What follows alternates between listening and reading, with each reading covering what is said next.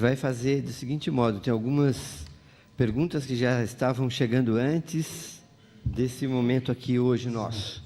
Então, nós vamos fazer primeiro uma sessão, uma rodada com as perguntas que chegaram antes e depois uma rodada com as perguntas que foram formuladas hoje aqui. Então, primeiro, chamar Carlos Crestana, que é um estudante do mestrado de Física, né? Lá do Rio de Janeiro, está interessado nas questões ligadas à discussão de ciência. Então, são perguntas para a professora Ana. Então, Ana Lídia, a primeira pergunta, na verdade, é um pedido. Eu gostaria que você aprofundasse mais como a fé entra no relacionamento com o método científico. Quer dizer, especificamente, como a fé entra quando se faz pesquisa, quando você está diante dos dados. Ou então, um outro jeito de formular, o que significaria fazer a pesquisa sem a fé? Fazer pesquisa sem fé significa não conseguir chegar lá, né? Significa destruir a experiência científica como relacionamento humano entre os cientistas. E é o que tem acontecido, né? Assim como em todas as coisas da vida, o problema não está na ciência, está no cientista. Dom Abad acabou de dizer que o problema está no patos, né? Se eu entendi direito, nas paixões com as quais o cientista faz ciência. Se o cientista corre atrás das paixões que ele mencionava, né? Poder, fama, né? O cientista, eu não gosto muito, sou um pouco ortodoxa, sendo cientista de bastidor, né? De laboratório, foi toda a minha formação. Quando um cientista, podem levar isso em consideração, quando um cientista aparece muito na mídia, tem alguma coisa que não vai, porque a ciência exige um trabalho árduo, sistemático, obstinado, que segue um método muito rigoroso. Só um cientista que ama a verdade mais do que as opiniões que ele possa ter, mais do que a pressa de achar resultados, né? É um cientista que descobre coisas que sejam importantes ou significativas. Como eu dizia, como eu também disse, como está acontecendo no problema das bolsas no mundo inteiro atualmente. As pessoas não conseguem mais confiar em outras pessoas.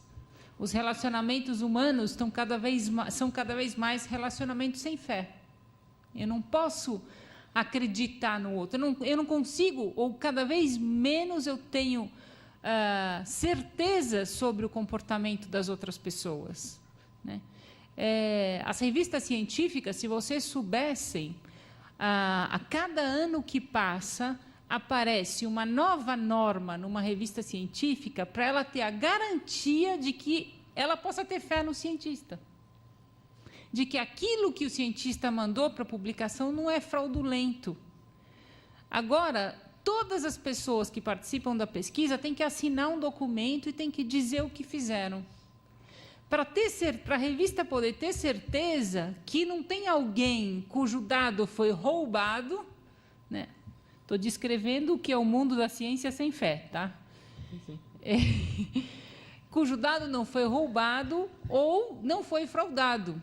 Um colega meu dizia esses dias que está com um problema muito grande não publicar um artigo com um determinado grupo, porque uma das pessoas desse grupo omitiu uma parte da tabela. E sem aquela parte na tabela, os resultados são bem diferentes. Fica bonitinho, a revista vai aceitar, mas as contas, como dizia Bento XVI, as contas não batem.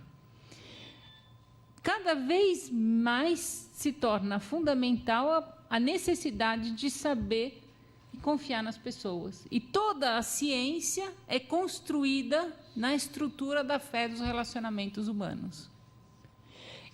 E aquilo também, nesse sentido, a fala de Dom Abad ajudou bastante a completar o quadro, porque ele dizia,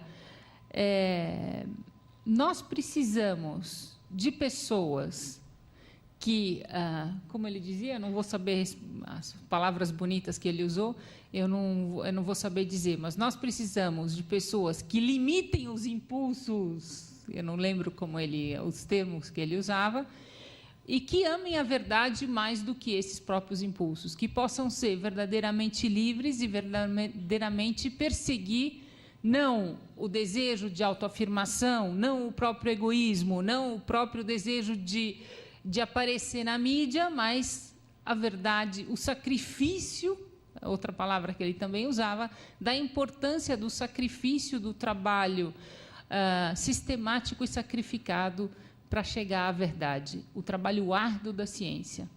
A ciência precisa da fé, não dá para fazer ciência sem fé. Que drama, você está fazendo mestrado, não está? Que drama é não ter um orientador no qual você pode confiar. A beleza de fazer ciência nasce da admiração do discípulo para o seu mestre. Não é à toa, aqui é um outro aspecto, não é à toa que eu só posso fazer ciência se eu tenho um orientador e um discípulo. Todo o arcabouço da estrutura científica está baseado nessas coisas. Dom Abad termina dizendo, é irracional dizer, porque eu não posso demonstrar, eu não posso confiar. É fundamental a necessidade de confiar. Se você não confia no seu orientador, já pensou que drama? Como você vai poder crescer no conhecimento científico? Como você vai poder crescer, ou ver crescer em você o desejo de um trabalho árduo, sério, obstinado na ciência, se você não tem um exemplo do teu orientador? Quantas vezes, hoje em dia, um orientando se vê sozinho para terminar a sua tese? Ou quantas vezes, hoje em dia, o orientador nem lê a tese do orientando? Como dá para dizer que o problema da necessidade de confiar em alguém não é uma coisa extremamente racional e necessária? Muito obrigado. Uma segunda pergunta da primeira rodada foi colocada, diz assim, a ciência conhece quando utiliza um método adequado ao objeto. De que modo podemos saber se o método que utilizamos está realmente sendo adequado? Várias formas. Você sempre precisa de um mestre. Você tem que ir pescar na literatura. Como é que você está fazendo trabalhos de informação de computador, não é? Como você sabe qual é o método certo para estudar o objeto que você quer? Como você sabe?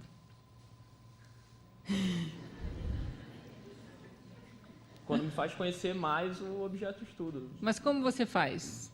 Você resolveu fazer um projeto sobre informação de computador. Para você escrever esse projeto, o que você faz? Eu vejo se o que eu estou achando a respeito do objeto bate com aquilo que ele é. Não, mas você ainda não chegou lá, você está escrevendo o projeto. Bom, primeiro eu vejo o que já foi feito antes. Isso mesmo. Você vai na literatura que existe e faz um estudo aprofundado na literatura que existe, publicada. Portanto, aquilo que foi publicado foi testado. O cientista que escreveu em primeira mão sabe o que quer e não quer enganar. É um cientista que a revista reconhece, que tem olha pelo currículo do cientista e diz, este trabalho pode ser... Muitas vezes, a gente que faz análise de trabalho científico, uma das coisas mais comuns é você pega um trabalho para analisar, para publicar numa revista, porque tem sempre 2 ou 3 outros cientistas desconhecidos, né, secretos, digamos assim, que avaliam o trabalho que vai ser publicado. Uma das coisas mais comuns é que dos erros mais comuns que fazem a gente recusar um artigo científico, é que você olha e diz, olha o currículo, tem sempre as publicações, especialmente num projeto, e se diz, mas esse cara aqui não publicou nada nessa área. Como é que ele está querendo a fazer essas afirmações se ele não tem base para dizer o que ele está dizendo? Então, você vai atrás daqueles que aplicaram o método mais adequado possível ao objeto que você quer estudar no passado e acharam dados interessantes e comprovados, que podem ser reproduzidos. Muitas vezes, o que você faz no início da pesquisa, é repetir algumas coisas, para verificar se aquilo que você quer estudar realmente parte do problema que você tem em mãos para ir para frente. Então, você parte, já para escrever um projeto científico, você precisa de olhar o método que veio antes e foi testado. Como eu descubro o método mais adequado para observar um objeto? A palavra já diz. Observa, observa, observa. Como, no nosso caso, dando um exemplo concreto para ficar uma coisa bem concreta. Nós tínhamos uma informação. Os profissionais de saúde do nosso hospital e do centro de saúde em que a gente atuava na minha universidade diziam: as mães das crianças desnutridas são as que menos aderem ao tratamento. E os médicos diziam: elas não levam a sério, elas são preguiçosas, elas não obedecem àquilo que o médico fala, elas não entendem o que o médico pede para fazer, elas não vêm na consulta, faltam, etc. Qual era o conhecimento empírico, digamos assim, que vinha disso? Elas são negligentes. Aí, uma psicóloga, a doutora Gisela Solimos, foi estudar a experiência dessas mães e descobriu outra coisa. Descobriu que, na verdade, essas mulheres, a Adélia também falava isso, têm uma experiência de depressão, de ansiedade, de solidão, de fatalismo, uma defesa psicológica que as leva necessariamente, para não enlouquecer, a velar a realidade, que se você não cuida disso, depois você não adianta você dizer resolve o problema do seu filho. Então, você vai buscar a metodologia de acordo com o objeto e vai observar resumindo tudo, qual é a metodologia certa? Observe, observe, observe. Pense pouco e observe muito. Tá bom, muito obrigado. Ainda em relação à primeira rodada, as perguntas que já tinham chegado para Adélia Prado, a professora Raquel Assis Martins, aqui da UFMG, da FAI, vai apresentar.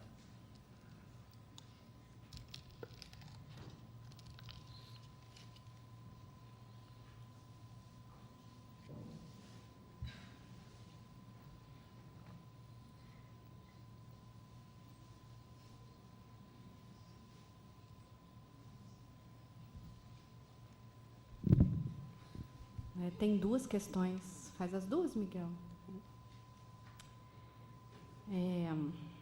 Bom, a coisa que mais me chamou a atenção no capítulo sobre a fé do Dom Giussani é a ideia de que a fé nasce de um encontro com algo excepcional. E excepcional, nesse caso, não é só o que é novo, mas é aquilo que me corresponde, de um modo totalmente novo e impensado. O encontro com uma poesia, ele pode ser assim. Pode ser algo que me leva a perceber as exigências do meu coração e me corresponder de um jeito que eu não consigo dizer. É uma correspondência muda, né? Porque é como a senhora tinha falado, eu leio e falo, nossa, é verdade. Então, me lembra aquela sua poesia, O Casamento, né? Quando você fala, o silêncio de quando nos vimos a primeira vez atravessa a cozinha como um rio profundo. A poesia é da senhora, mas fala do meu casamento, né? Fala de mim, porque fala, né, de um jeito que eu olho para o meu marido, de um jeito que eu olho para ele às vezes e que eu mesma não sei dizer. E Dom Giussani diz para a gente que o olhar de Cristo também é assim. Olha para a gente de um jeito que corresponde, que fala de mim de um jeito que eu não sei dizer. Então, eu fico pensando que a poesia é um privilégio, né? Um privilégio em termos de de jeito de conhecer o mundo. E fico pensando também que é uma pena que essa forma de conhecimento não habite mesmo as escolas e as universidades, né? Então, é assim, mais um comentário mesmo do que é uma pergunta. Olha, só para responder isso que você falou, a poesia da senhora, mas esse é o meu casamento, né? Isso significa que a arte, ela tem essa qualidade, que, aliás, só posso falar de arte quando ela transcende de uma experiência pessoal e diz respeito à experiência do coletivo. Só isso que pode ser chamado de arte. Porque se eu falo, por exemplo, a respeito da minha dor pessoal, da minha paixonite, qualquer coisa pessoal minha, você lê e fala, mas o que tem a ver? Você sentiu isso? Não tem a ver com você. Mas se essa experiência pessoal, essa experiênciazinha pode ser a mais anônima, a mais corriqueira, é transformada em arte, você lê ou vê e fala assim, mas isso é eu, isso sou eu, isso aconteceu comigo. Daí a universalidade da criação artística, que é entendida e comungada por todas as nações, por todas as línguas, por todos os povos, porque ela diz respeito ao sentimento daquilo que é humano. O Tolstói, o Dostoiévski, eu estou misturando, não sei mais, falou o seguinte, se você quer ser universal, cante a sua aldeia. Então, todo artista que quer ser realmente artista verdadeiro, ele tem que falar de si mesmo. E, nesse sentido, toda obra é autobiográfica, até ficção científica, não tem jeito. Porque você fala do seu olhar sobre o mundo, da sua experiência sobre o mundo. É você que está dizendo aquilo. Mas, se você fala em forma de arte, de maneira simbólica, aí tem a ver com todo mundo, né? É por isso que esse fenômeno... E eu fico feliz que o poema é seu agora, né? É nosso. Uma outra questão, vou ler. Eu nunca havia pensado, porque gosto tanto das festas juninas, das danças típicas e daquela comilança toda. Há pouco tempo, lendo Luiz Giussani, descobri que essas coisas da tradição mineira, que gosto muito, ligam-se a algo maior. É um reconhecimento que me liga ao eterno. Por exemplo, sempre gostei de milho e de tudo que se faz de milho. Pamonha, migal, etc. Um dia, lendo Giussani, me perguntei, por que gosto disso? Depois fiquei pensando em toda a minha vida. E lembrei-me que, quando era criança, minha mãe e uma tia iam para a casa de outra tia que tinha uma pequena plantação de milho. Elas passavam o dia todo, colhiam milho, tiravam a palha, tal. Nós éramos 11 crianças, correndo para lá e para cá. Apesar da correria, eu percebia a comunhão entre minha mãe e minhas tias. Percebia a afeição e as conversas. Era bom ver aquilo que me correspondia. Hoje acredito que o milho tem a ver com uma coisa que me corresponde até o fundo. Dentro dessa situação, minha mãe e minhas tias talvez nunca tenham se dado conta, mas elas foram testemunhas da fé para mim. A senhora, em muitas poesias, expressa esse conhecimento da fé por meio de situações como essas que relatei. Gostaria que a senhora comentasse a relação entre tradição e fé, visto que Giussani explica que a cultura e a história fundam-se sobre a fé. Olha, não sei se eu sou capaz de responder isso, mas eu acho que no próprio texto do Dom Bernardo, né, texto maravilhoso, ele fala o seguinte, eu estou expressando alguma coisa, a minha fé no milho, o meu amor ao milho, é porque essa experiência já veio antes de mim. Nesse caso, você está tributária de uma tradição, de uma cultura do milho, de isso e daquilo. Não é verdade? Porque eu me perdi, espera aí, você fez a pergunta, me perdi mesmo. A pergunta... eu quero dizer, acho que achei, que toda a fé, todo o comportamento meu, eu acho, a gente pode partir desse princípio, nada é original. Naquela anedota que fala, original só Adão, né? Quer dizer, a partir da experiência do primeiro homem, ainda que para negá-lo, eu tenho que conhecer a experiência dele e falar, experimentar e falei, não gostei. Então, toda a criação, ela tem já um alicerce. Então, absolutamente nada de novo sobre o sol. A Bíblia já fala isso no livro da sabedoria. Então, eu acredito que todo conhecimento se baseia na fé de algo anterior, até para contestar. Eu preciso aderir a um saber anterior a mim para falar, não, o que é isso? É um equívoco. É um saber, no caso, entre aspas, né? Mas tudo é tributário de algo que já aconteceu. Eu acho que não há outra forma. Não somos mesmo originais. A única originalidade é pegar tudo isso que é igual e semelhante em nós e fazer algo pessoal. Tem uma receita de bolo que todo mundo faz, mas esse é o meu. Então, e eu acredito nessa singularidade por causa das nossas identidades. Eu continuo acreditando na nossa singularidade, até porque somos pequenos demais. Por isso somos tão nós mesmos, tão iguais a nós mesmos, né? O Milor Fernandes falou uma vez assim que o máximo da genialidade do escritor seria não ter estilo. E é verdade. A assinatura é um limite. Você lê um livro e fala assim, tem certeza que isso é da Clarice Lispector. É bacana, mas é limite também. É porque ela escreve só igual a ela mesma, né? Por que nós chegamos aqui? Não, enfim, eu quero dizer que dentro dessa igualdade nossa, somos todos iguais, é possível sermos nós mesmos e originais, porque também somos singulares. Isso é maravilhoso. O meu tamanho é tão pequenininho que eu fico bacana, né? Eu fico diferente. É mais ou menos uma coisa assim. Posso falar uma coisa sobre Deve. da biologia? Claro. Toda a falácia da questão do código da vida, do DNA, pensado a partir de uma filosofia determinista de que a coisa foi construída e é aquilo, foi derrubada exatamente por esse aspecto que a Adélia estava falando. Você gosta de milho porque o milho está associado na sua memória e vai ficar para o resto da sua vida com experiências positivas. Experiências de beleza, de amor, de justiça, que fazem parte do desejo mais profundo do teu coração.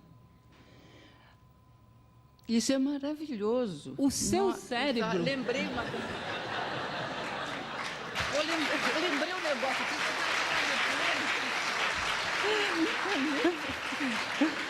O seu cérebro guarda aquilo que é uma memória, guarda o alimento. Depois tem o lado negativo da medalha, que a gente gosta de Coca-Cola e McDonald's, porque nós fomos expostos a isso quando a gente tinha no início da nossa vida, e o nosso cérebro para sempre vai gostar de McDonald's e Coca-Cola. O melhor seria gostar de milho, porque o milho tem toda essa coisa da família, do comer junto. Nós fizemos um estudo, na época que eu morava fora, mostrando que, nos Estados Unidos, que só o fato de você ver um prato bonito na sua frente já estimula a produção de insulina.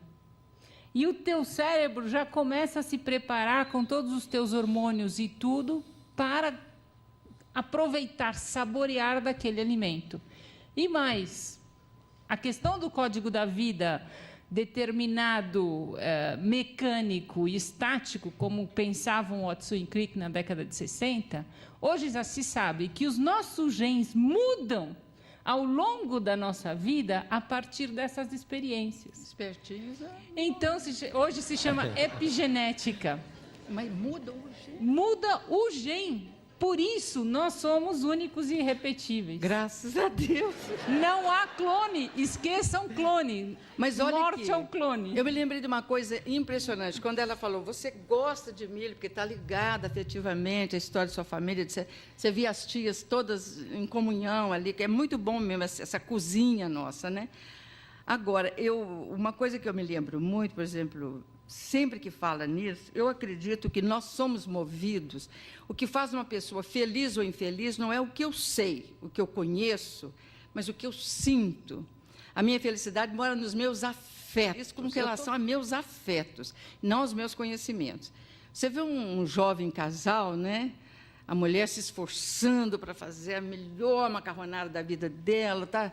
Lua de mel, o marido come falando, tá ótimo, mas o da minha mãe, né? Então, isso é o primeiro motivo do currículo das futuras dissensões. Mas olha aqui, o que a mãe dele pode cozinhar pessimamente, porque toda mãe cozinha bem, isso não é verdade, né? Não é verdade. Então, o que esse jovem esposo está se referindo é a situação afetiva em que aquela comida foi preparada. Então, aquilo é inesquecível. Pode ser a comida mais tosca, mais boçal, que ele vai se lembrar, mas a minha mãe... Então, toda mãe está salva, porque ou ela faz um biscoito muito bom, ou ela sabe fazer não sei o quê, mas é o afeto, Nós somos salvos pelo afeto. Por isso que é o amor que salva mesmo. Não tem conhecimento que salva, a não ser o conhecimento amoroso, né? A entrega ao amor. A entrega ao amor é a cartilha perfeita. Agora, isso é o sacrifício, é a paixão de Cristo em nossa vida. Respondendo aí da questão do milho, né? Eu acho que isso é realmente agonia e êxtase, a questão do amor, porque ele exige de você, enquanto a vida exige de nós uma resposta com relação a isso, com relação aos nossos afetos, onde que você coloca o seu amor, o seu ódio. Então, o que eu conheço vai me valer pouco na hora fatal, né? Então, viva o milho, né? O milho, a mãe, o peixe, aquele poema que você citou, diz de uma mulher, eu sei de cor, posso falar, porque às vezes ajuda. Meu marido, se quiser pescar, pesque, mas que limpe os peixes. Eu não, a qualquer hora da noite me levanto, ajudo a escamar, abrir, retalhar e salgar. É tão bom só a gente sozinhos na cozinha. De vez em quando os cotovelos esbarram e ele fala coisas como esse foi difícil, prateou no ar dando rabanadas e faz o gesto com a mão. O silêncio de quando nos vimos a primeira vez atravessa a cozinha como um rio profundo. Por fim, os peixes na travessa, vamos dormir. Coisas prateadas espocam, somos noivo e noiva. Eu falei esse poema uma vez, numa reunião parecida com essa, e uma moça falou comigo assim depois, falou, eu queria falar um negócio com a senhora, eu sou casada de pouco, eu gosto muito do meu marido, mas eu odeio peixe, como que eu faço? Ela não percebeu que se tratava não de cozinhar o peixe, ou frango, ou qualquer coisa, mas se tratava do afeto derramado sobre aquela situação mais doméstica, mais anônima, que não sai no jornal, que não dá prêmio, que não dá nada. Mas isso é que é a nossa vida. A nossa vida é o cotidiano. O cotidiano de um cientista, de um príncipe, de um cantor de rádio, é a mesma miséria. Porque não podemos sair das necessidades básicas, não é verdade? E toda rotina que você pensa que é uma maravilha, porque está fora da sua, é rotina para o outro. Então, eu vivo a cozinha, né? Eu acho que é fundamental. Palma para a cozinha que ela merece. Obrigada. Vou chamar o professor Fábio Viana, da Fevale, que recebeu também antes aí algumas perguntas que se referiam perguntas que eram dirigidas a todos os membros da mesa. Você também? Não, eu não. Todos os membros. São todas perguntas de Renata Araújo, de São Paulo. Primeira, segundo Jussane Carron, a fé está relacionada com o que vemos, tocamos, experimentamos, sendo um método fundamental para a cultura e a história. Porém, antes de encontrar um professor que tinha fé como categoria para pensar, viver, relacionar-se, etc., eu desconhecia a importância da fé como método. Gostaria de aprofundar o tema do dualismo entre fé e razão como algo que tem relação com uma incapacidade de viver a realidade como algo concreto. Isso é para você? Quer responder primeiro? Negócio de ciência e fé, razão. Eu começo e você continua, você aprofunda. Se eu der conta, né? Se eu der conta. Ficou clara a pergunta dele? Eu acho que são duas perguntas. A primeira é do professor e do... Eu só pude entender o método da fé quando encontrei um professor que Exato. vivia assim, não é? Isso. Acho que já ficamos, por enquanto, aqui. Né? Sem dúvida, se a fé é o fenômeno humano que exige, que é necessário no relacionamento com os outros, que exige o confiar em alguém, é óbvio que precisa de alguém que eu possa confiar. É uma destruição do ser humano, da ciência, da cultura, da história, se não existe um ser humano ao qual ou com quem eu possa depositar, em quem eu possa depositar a minha confiança. Para fazer ciência, mas para fazer qualquer coisa, para uma criança crescer, eu preciso ter um pai e uma mãe. Na ciência, eu preciso ter um mestre. É terrível, é impossível seguir o método científico e fazer ciência para o resto da vida se eu não tenho na minha frente os meus mestres. É impossível. Eu seria um cético, um niilista. Aquele que mais cedo ou mais tarde vai chutar o balde, como a gente diz, diante das dificuldades e das vicissitudes da vida. Por exemplo, dou um exemplo. Publicar um artigo científico primeiro, não é uma coisa fácil em todas as áreas do conhecimento. Exige muito trabalho e muita dedicação, sobretudo em revistas de impacto, que são as revistas internacionais de nível A. É muito comum, e eu vivi essa experiência várias vezes, que um aluno faz a tese de mestrado ou de doutorado, manda para a publicação uma tese, uns resultados interessantes, manda para a publicação os seus dados, primeira vez na vida, avant-première na ciência, e recebe uma resposta que o destrói humanamente. Se esse aluno não tem um mestre que diz para ele, calma, é assim mesmo, não se preocupa, vamos ver o que ele fala. Eu fiz essa experiência inúmeras vezes, vamos ver o que ele fala. Não, mas veja bem, ele foi duro, mas aqui embaixo, olha, ele está dizendo o que você precisa fazer para melhorar o artigo.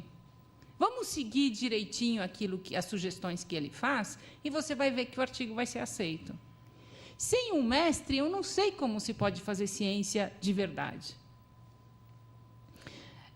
É o que a Renata fala nesta primeira parte da pergunta dela. Para eu poder viver a fé com um fenômeno positivo na minha vida, eu tenho que ter tido alguém em quem eu possa ter confiado. Acho que é.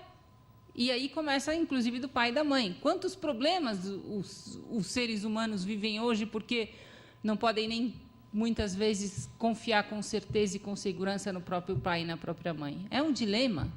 Por exemplo, eu falo ainda sobre esse aspecto. Nós fizemos na universidade, na Unifesp, formamos um grupo, há uns anos atrás, de interdisciplinar de bioética, que avaliava, e isso está cada vez mais importante, os aspectos éticos das pesquisas, sobretudo as pesquisas feitas com seres humanos. E um dos membros, um professor, membro desse grupo, fez uma pesquisa sobre o perfil dos alunos de medicina. Na minha universidade, entrar na medicina é quase uma vaga para 70 candidatos. Né? Então, é muito difícil entrar na medicina na Unifesp. E ele, então, fez o perfil desses alunos e descobriu que o perfil desses alunos, do ponto de vista da família, das condições de vida, etc., era muito conservador. Quem aguenta trabalhar, batalhar, estudar horas e horas e horas e horas a fio durante muitos anos, durante o período da adolescência, para entrar num curso como esse, precisa ter tido experiências na vida dele, relacionamentos na vida dele, que ele pode confiar, que lhe deram força, que lhe sustentaram, que lhe mostraram o caminho, que ensinaram os métodos certos. Vai por aqui que vai dar certo, vai por ali que vai dar certo. Eu responderia assim. Tá respondido. Segunda parte? A segunda parte seria, então, aprofundar o tema do dualismo entre fé e razão, como algo que tem relação com uma incapacidade de viver a realidade como algo concreto. Não sei. Fé. Como é que é? Ela diz que existe um dualismo entre fé e razão. Esse dualismo é a incapacidade de viver... Ele tem relação com a nossa incapacidade de viver a realidade como algo concreto. A briga entre fé e razão nasceu de uma coisa que não é concreta. Eu entendo assim. Uma abstração, né? O dilema entre fé e razão nasce de uma subjetividade, de uma coisa que não é concreta. De uma incapacidade... Não, porque ela partiu do princípio antes de que a fé, o método de fé, é um método fundamental para a cultura e para a história. Se eu não coloco um dualismo entre fé e razão, e se a cultura e a história se constrói com a fé, se eu tiro a fé, eu não vivo a realidade por inteiro. Ah, tá. Porque se isso supõe a história antes, né?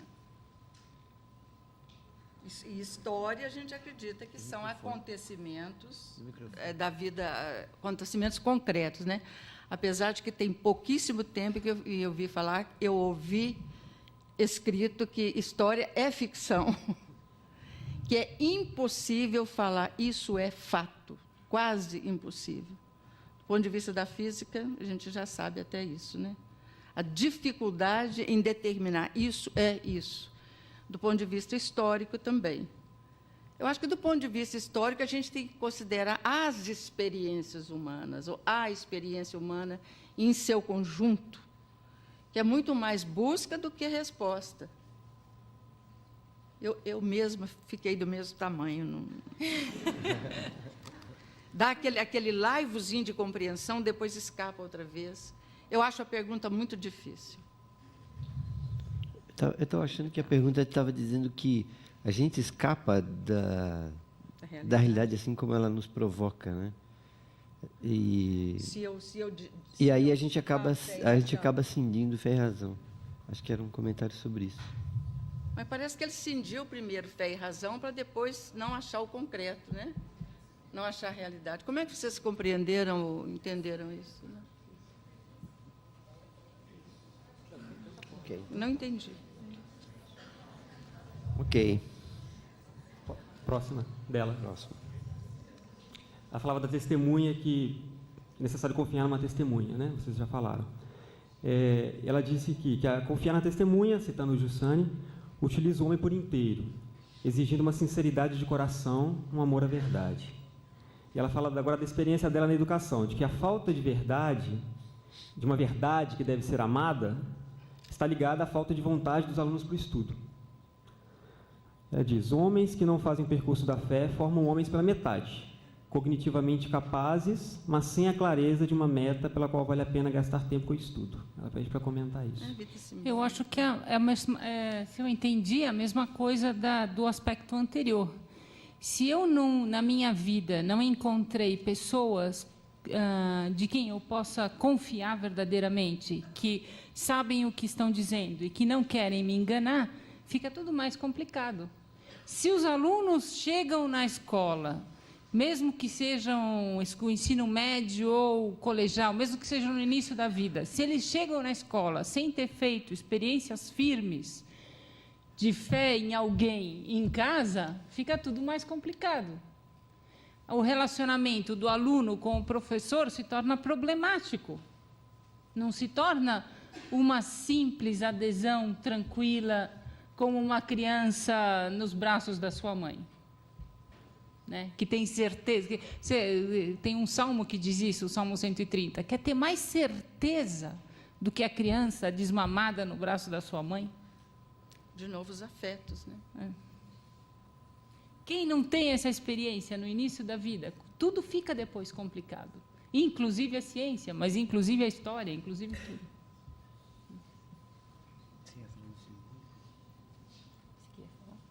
Não?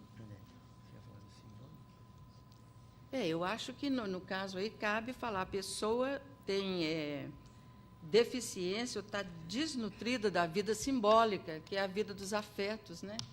Então, ela é prejudicada a vida inteira no seu próprio conhecimento científico, na sua própria atividade profissional. Eu acredito nisso mesmo, sabe? A gente tem que resolver essa questão. Nós todos temos que resolver isso, né? Que esbarra em questões muito melindrosas, muito delicadas, né? Questão do perdão, das ofensas, exige muita coragem. Mas sem isso também, de que é feita a nossa vida, né? Obrigado. Vamos voltar para a questão em relação à ciência, que agora com as perguntas que chegaram aqui do auditório. Então, perguntas para a Ana Lídia. Perguntas para a Ana Lídia, as duas primeiras eu coloco juntas porque são parecidas. A primeira diz assim, sobre a verdade. Quando se diz que o ponto comum entre a ciência e a religião é a busca sobre a verdade, surge a questão de que se tratam de verdades diferentes. Como lidar com as verdades científicas e as verdades religiosas? Para o cristão, a verdade é Cristo. Como compreender isso diante das verdades científicas? E a segunda pergunta é, porque hoje em dia existe uma espécie de ateísmo militante em que alguns cientistas tentam negar a existência de Deus. A verdade é uma só. Ou ela é verdade ou ela é mentira. Quem chega na verdade, a Adélia já tinha acabado de falar, que é a mesma coisa da experiência poética. Se é para mim, é para você. Não existe a minha verdade e a sua verdade. Eu diria, existe a minha opinião e a sua opinião. Existe a minha vivência e a sua vivência, mas não a minha verdade e a sua verdade. Usar a palavra verdade dessa forma significa destruir a palavra verdade. Quando eu digo que a obesidade é consequência, na pobreza, é consequência de uma má alimentação no início da vida, é verdade. Eu demonstro para vocês que é assim. Não é uma questão de debate. Por que isto é mais certo, mais seguro do que eu dizer que a tua mãe te ama? O fato que a tua mãe te ama é uma verdade. Cada um diga, olhe para a sua história e diga com certeza. Eu posso dizer com mais certeza do que a probabilidade que eu utilizo para mostrar que a obesidade é consequência da fome. Porque eu utilizo um método estatístico para provar isso com 5% P 0,005. Enquanto que a minha mãe me ama, eu não preciso do P 005, eu não preciso usar das probabilidades, eu tenho 100% de certeza. E é verdade isso para mim, porque eu fiz racionalmente a experiência de uma infinidade de sinais durante 50 anos de que minha mãe cuidou de mim quando eu precisei. De que minha mãe se preocupou comigo nesta, naquela e naquela outra circunstância da minha vida. Dizer que existe uma verdade científica e um outro tipo de verdade, ou qualquer tipo de verdade que seja, é destruir a palavra verdade, para mim. O que significa a verdade na experiência religiosa ou a verdade em Cristo? Quando eu posso dizer, eu acredito em Cristo, e isso não ser uma coisa, uma mistificação, ou uma opinião, voltando na expressão anterior? Quando eu sei que eu acredito em Cristo, é uma verdade para mim e não uma opinião? Seguindo o mesmo raciocínio que eu vim falando desde o início hoje à tarde. Se eu experimento isso, se eu experimento que, seguindo aquilo, como é a verdade da experiência de Cristo? Alguém me disse, todo o caminho que a gente estava fazendo, precisa do mestre e de um discípulo. A fé em Cristo necessita na história de um mestre e de um discípulo. Alguém que o encontrou na vida, normalmente é o nosso pai, a nossa mãe, hoje em dia são os avós, né? Mais diretamente são os avós, mais difícil o pai e a mãe, muitas vezes, que dizem para a criança quando ela é pequena, reza o Pai Nosso antes de dormir. Aí você reza o Pai Nosso e vê o que acontece. Né? Em vez de você tomar a pílula antidepressiva, reza o Pai Nosso antes de dormir, vê o que acontece. Um exemplo muito claro que fez parte da minha experiência pessoal. Eu vim de uma família, de uma tradição da minha mãe protestante. E eu me lembro, quando eu era criança, que se criticava bastante nos ambientes em que eu vivia, Nossa Senhora Aparecida. Essa fé popular, esse povo que anda de joelhos na escada e etc. Eu olhava assim muito, muito desconfiada daquela experiência de fé. Olhava mesmo muito desconfiada. Aconteceu que um dia alguém me levou em Aparecida, e eu, naquela época ainda a igreja mais simples do que hoje, e eu fui no subsolo e vi o local onde as pessoas depositavam os ex-votos. E olhei aqueles milhões de objetos de tudo quanto era tipo que as pessoas deixavam ali. E eu pensei, bom, Nossa Senhora Aparecida se tornou a padroeira do Brasil porque quando as pessoas rezavam para ela respondia. Funcionava. Funcionava. Experimenta. É o mesmo método. Eu não mudei de método. Eu estou seguindo exatamente o mesmo método. Você pode dizer, a verdade, eu não acredito em Cristo. Eu te digo, você não encontrou Cristo. Porque se você, de fato, encontrar Cristo e Ele responder ao teu anseio, é verdade. Não sei se dá para entender o que eu quero dizer. Eu estou seguindo um método de conhecimento. Eu não estou entrando no mérito se acreditar em Cristo é falso ou verdadeiro. Eu estou seguindo um método. Acreditar em Cristo é verdadeiro se você segue o mesmo método racional de conhecimento da realidade. Acredite em Cristo quando você o encontrá-lo através de alguma testemunha, e quando você, ao se relacionar com ele, ao entrar em diálogo com ele, veja o que acontece. Se acontece alguma coisa, acredita. Se não acontece alguma coisa, não acredite. Apresente um projeto. Apresente um projeto.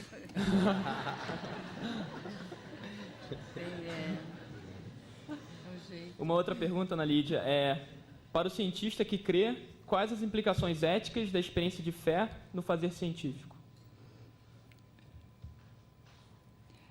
A fé acrescenta ao cientista a poesia. Calma. Não, o cientista, a fé acrescenta. Você pode descobrir a bomba, você não pode lançar. Pois é. Sem a fé, o cientista, não só de pão vive o homem, não só de ciência vive o homem. O cientista, imagine um trabalho científico que é cansativo, duro, árduo. Eu, dando exemplos concretos, assim fica uma coisa bem concreta para vocês. Eu, quando fiz iniciação científica, eu tinha que colocar comida para os ratinhos das 7 às 10 da manhã e das 7 às 10 da noite. Então, eu ia isso de segunda a segunda. Então, eu ia para o laboratório de manhã, colocava comida e tirava, porque eu estava fazendo desnutrição do ratinho, e depois ia de noite, colocava comida e tirava. Eu, para entrar no laboratório, de noite, no sábado à noite, com o namorado e tudo, entrava no laboratório, eu fazia assim, eu entrava no laboratório, ia correndo, acendia a luz do biotério e saía correndo, porque era preto de baratas na parede. Porque os ratos gostam das baratas e as baratas gostam dos ratos. Então, tinha uma convivência harmoniosa. Um trabalho, quem me pagava, e eu não, na época estava fazendo iniciação científica, eu ganhava uma bolsa pequena, quem me pagava para fazer um trabalho que eu tinha que ir das 7 às 10 da noite, no sábado e no domingo, todos os dias, durante semanas e semanas, para fazer aquele trabalho. O que acrescenta a vida árdua de um cientista à fé? A esperança, a felicidade, a tranquilidade, a serenidade, a experiência de se sentir amado, como uma criança nos braços da sua mãe. O cientista que não faz essa experiência é igual ao cara que joga na bolsa em Wall Street e tem a ânsia desesperada de poder, dinheiro e uma coisa que tem um vazio dentro que precisa ser saciado. Aqui que está o problema. Quem dá conta do vazio do coração desse homem?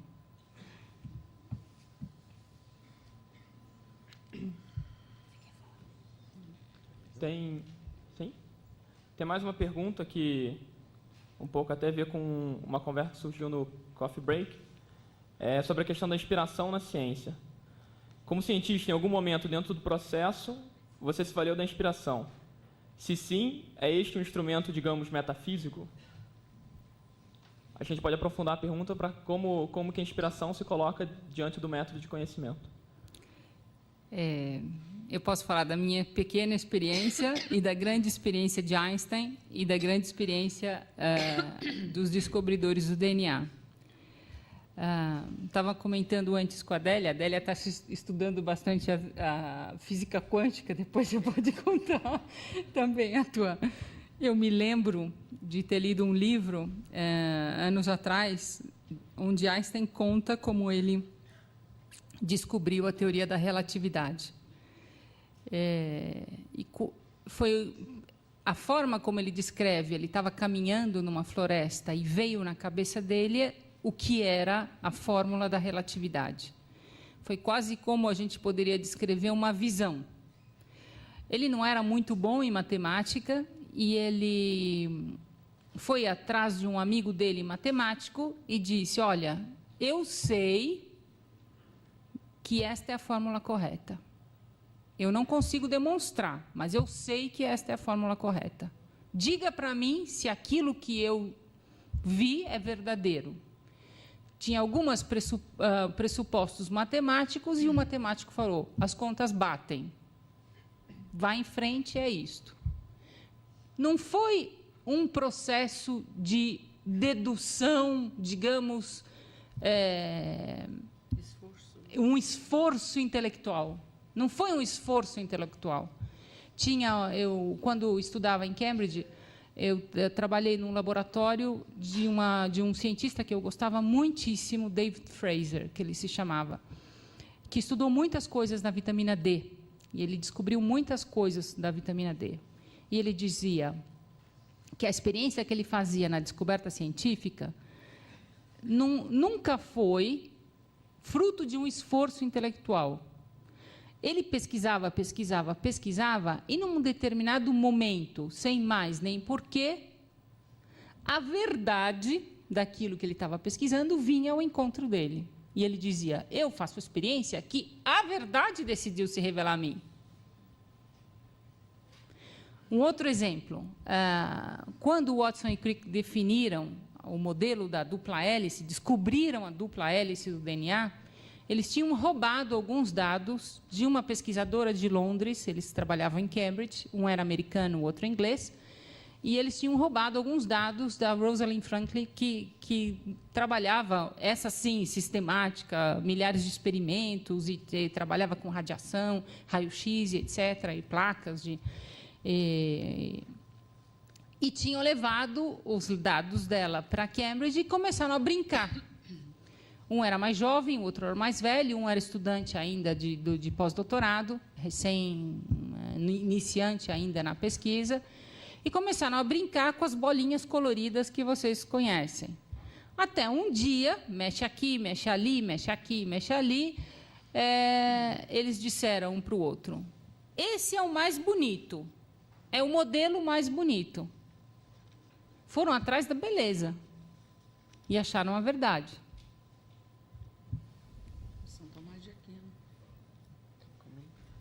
São Tomás de Aquino, beleza e verdade são iguais. Né? Tem uma história do Einstein também, que o Brasil entrou na história, rapidinho, tem a ver com isso.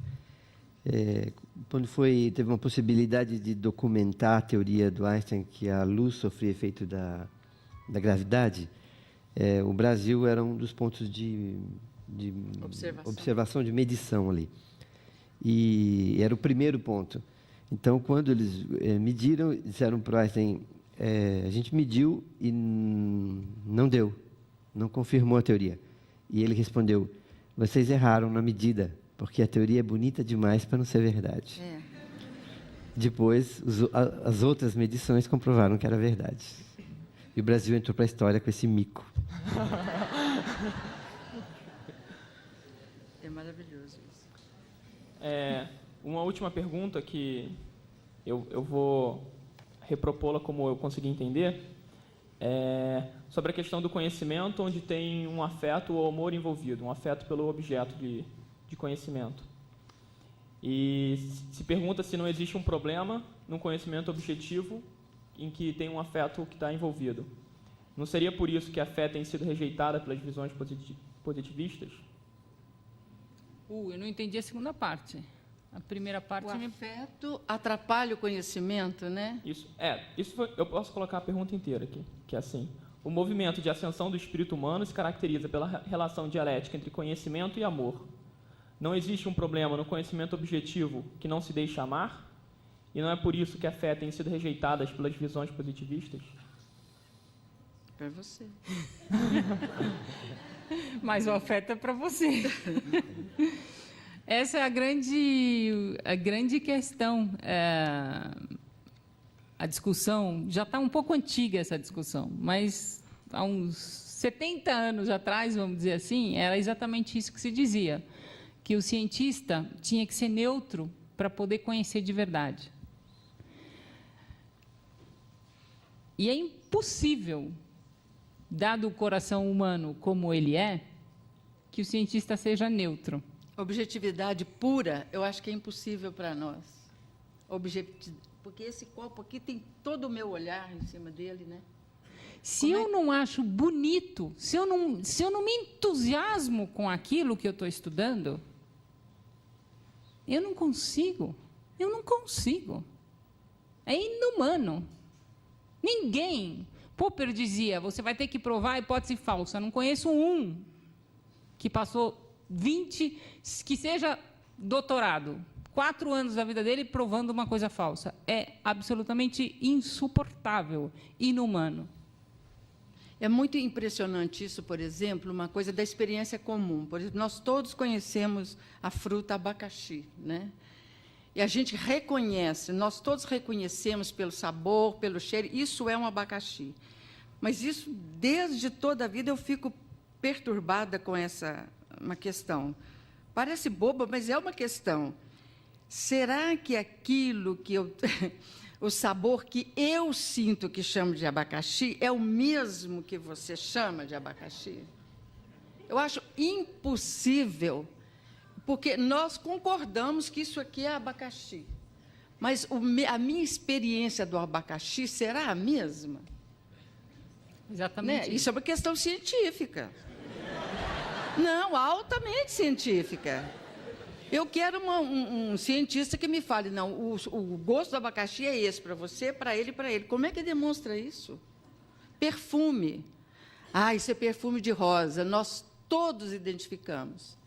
Mas o que é isso, essa experiência sensorial, né? É muito, muito impressionante. A gente voltou para o zero outra vez. Estamos, né? É tão Diz que a cada coisa que você entende, a sua ignorância aumenta. Ela, na mesma proporção que você entende as coisas, né? O mistério está O mistério cresce à medida que você... E o mistério está em todas as partes, em cada brecha. É tão verdade isso, falando do abacaxi, que eu, normalmente, quando tenho um problema na ciência que eu quero investigar, por exemplo, agora, gostaria muito de investigar a relação entre o hormônio do estresse, que aumenta na desnutrição, e todas as doenças que ele causa, estão associadas. Então, queria ver hipertensão, por exemplo, é uma delas. Queria estudar um pouco o quanto o estresse interfere nesse processo. Toda vez que eu tenho um problema que eu gostaria muito de investigar e que eu sei que vai dar uma boa publicação científica numa revista de impacto, eu tenho que pensar no aluno. Qual é o aluno que vai fazer aquela pesquisa? E, dependendo do aluno, a pesquisa vai sair, a análise vai sair com uma cara diferente. Tem aluno que gosta de estatística, então faz aquelas tabelas maravilhosas, cheias de análises estatísticas. Tem aluno que não gosta de estatística. E aí, analisa o aspecto muito mais do ponto de vista, não sei, a sua evolução no tempo, observa de forma mais ampla, estudando outros contextos daquele problema. O mesmo problema, que é uma coisa pequena, objetiva da ciência, cada aluno, é como eu sempre falo assim, o que é o conhecimento científico? Você bate a fotografia. Você pega um momento, um pedaço bem pequeno da realidade e bate uma fotografia. Um aluno vai desejar, e quem trabalha em ciência vê isso, você vê a tese, um puxa para um lado, o outro puxa para o outro, o outro puxa para o outro, um quer fazer inter-relações, um gosta mais da área de psicologia e começa a estudar comportamento, e daí faz... O outro gosta mais de estatística e começa a fazer análises de regressão logística e tal. É o mesmo problema, só que a fotografia é sempre única e repetível. E o abacaxi continua ele mesmo, né? Você vê as variadas óticas e olhares sobre o objeto, né, sobre o fenômeno, e não tem jeito de você ver a completude dele. Ele permanece fenômeno mesmo, né? Aquilo que aparece. Agora, o coração do ser, a aproximação maior, eu acho, continuo achando que é da experiência poética e da mística, né?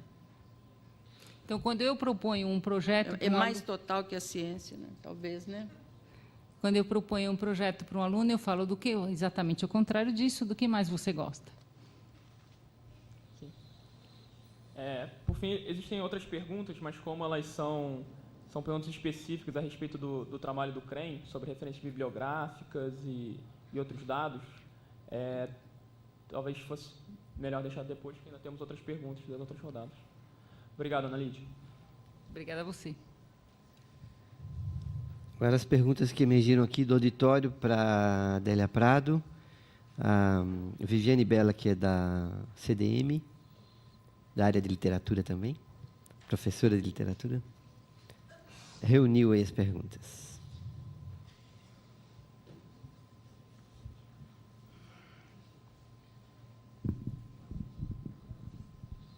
Tem duas perguntas que eu vou fazê-las juntas, porque acho que elas estão dentro do mesmo contexto. A frustração de não conseguir alcançar o mistério, de dotá-lo de significado, pode fazer com que as pessoas tentem escondê-lo sob formas agitadas de agir e destituídas de significado real? E a outra é: como poetizar este mundo quando tudo parece tão desprovido de profundidade entre as relações humanas e as pessoas sendo empurradas cada vez mais para o individualismo? Deixa eu ver se... Primeira... Repete para mim, por favor. A frustração de não conseguir alcançar o mistério, de dotá-lo de significado, pode fazer com que as pessoas tentem escondê-lo? Não, o mistério eu não preciso dotar o mistério de significado. No seu mistério, ele já significa mistério. Eu não preciso acrescentar a ele outra coisa. O mistério é algo que eu percebo e não desvendo, né? E eu falo, isso é mistério, quer dizer, até aqui eu fui.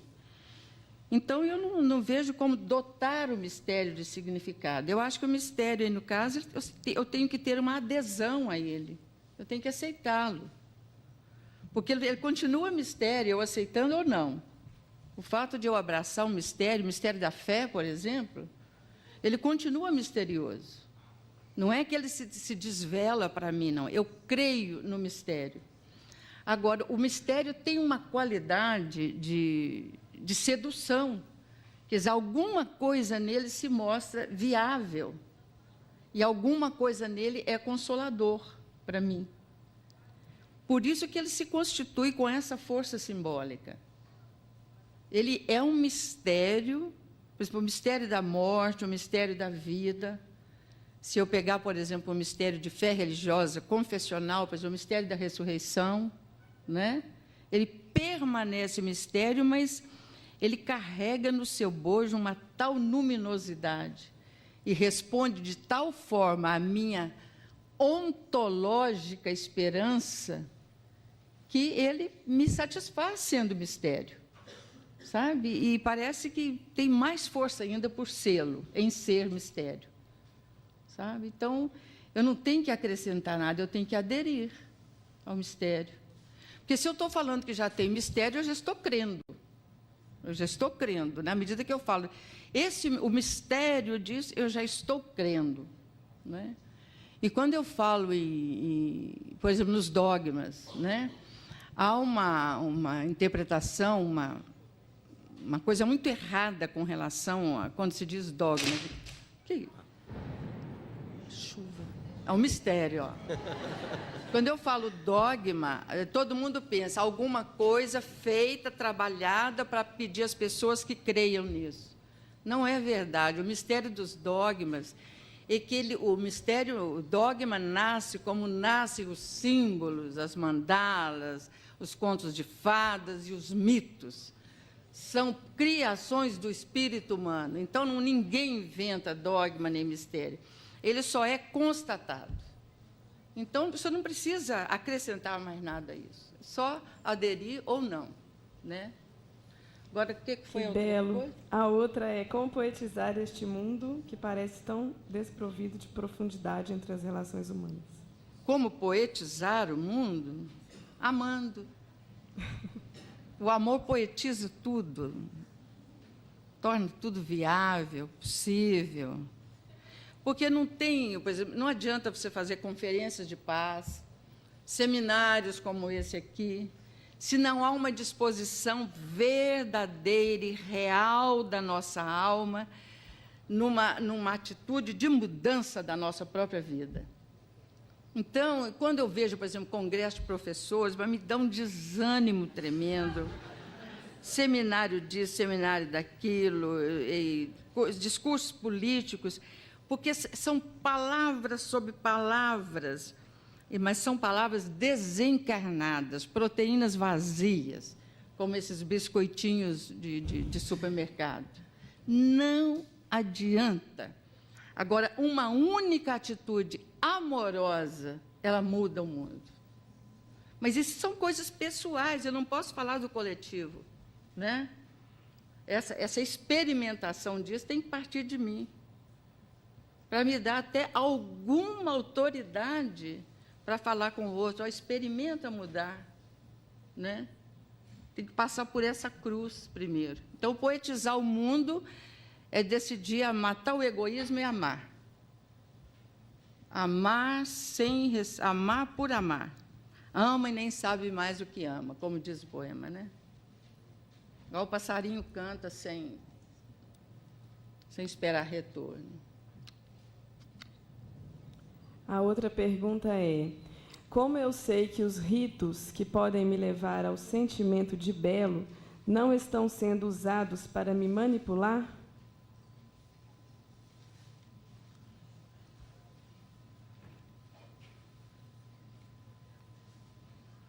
Como que eu sei quando um rito que mexe com o meu sentimento de belo não está sendo usado para me manipular? Que o belo é verdadeiro, não é? Agora, quando é que eu sei que ele é verdadeiro? Né? Quando é que eu sei a pergunta? Hein? Eu estou com medo do relâmpago. Quando é que eu sei que ele é verdadeiro? Eu acho quando ele tem a capacidade de me modificar. Ele me modifica. É como... Deixa eu ver o quê? Ele tem força própria. Agora, esses ritos que você hoje, na sua maioria, eles não te modificam. Você entra e sai do mesmo jeito. O rito verdadeiro, ele tem o condão de tocar em você naquilo que lhe é mais precioso, naquilo que é mais interno em você, no seu sentimento. Você fica abalada por esses ritos que você vê por aí? Nada te abala. Você entra e sai do mesmo jeito. Então, eu acredito que exatamente isso, que o mito cristão, já que nós estamos falando de fé e conhecimento, o mito cristão, ele não está sendo mais apresentado na sua força original. Nós temos que procurar outra forma de viver, de encarnar a fé e apresentar a pessoa de Jesus Cristo. Não funciona mais, não funciona. É tudo vazio. Você vê, por exemplo, num rito de batismo, porque a simbologia ela tem que falar sozinha. Eu não posso fazer catequese na hora que eu estou celebrando e cultuando. Eu não posso falar, gente, eu estou levantando as mãos aqui agora assim, porque isso significa. Eu não posso, isso é didático. Não posso fazer isso. Agora nós vamos ajoelhar porque significa aquilo. Não pode. Quando eu começo a fazer isso, o rito já perdeu, já se esvaziou. Então, nós temos que procurar comportamentos de ordem simbólica, tanto na vida política, na vida social e na vida religiosa, que tenham a força de falar sozinhos. Por exemplo, o sacramento do batismo, quando era administrado, eu nem sei como é feito hoje, mas era uma coisa que você não precisava entender, você era tocado na sua intimidade, na sua alma, por aqueles gestos. O ministro do batismo ungia a criança, o pagão, ungia o pagão com sal, com óleo, com saliva, né? Tudo, né? Nada inventado, tudo tem uma raiz na tradição oral, na tradição escrita, bíblica, significativa. E eu assisti um batismo, há um tempo atrás, nessa angústia catequética que nós caímos, de explicar tudo, porque o povo não entende. Né? Uma pequena anedota de mestre Eckhart, agora vale a pena. Ele é um grande místico, dos maiores místicos que nós temos, e ele pregava ao povo, é um místico alemão, falava, Deus é daquele transporte de presença com Deus, ele falava, Deus existe tanto que ele nem é. O Papa ficou sabendo daquilo, passou um pito nele, falou, você não pode fazer isso. Você é um sacerdote, né? Como é que você está ensinando isso para o povo? Ele falava, não se preocupe, santidade, o povo entende santidade. O povo entende. Porque o único jeito de falar na mística, e era o caso dele, são os aumentativos, as hipérboles, os paradoxos, porque ele está falando de coisa que não tem palavras comuns que traduzam. Então, quando ele fala, Deus existe tanto que nem tem, né? Todo mundo entende isso, todo mundo entende isso. Inclusive, é só olhar para a pessoa que está falando, como ela acabou de nos ensinar, é só olhar se ele está falando de mentira ou não. A gente sente isso. Então... Você respondeu. Então, o rito não está manipulando nesse sentido. Hein? O rito não manipula.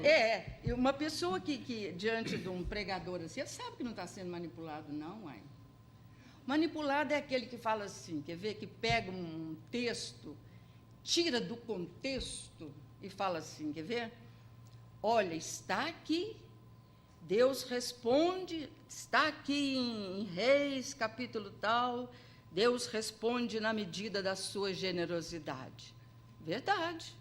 quanto mais eu me abrir para Deus, mais posse de Deus eu tenho.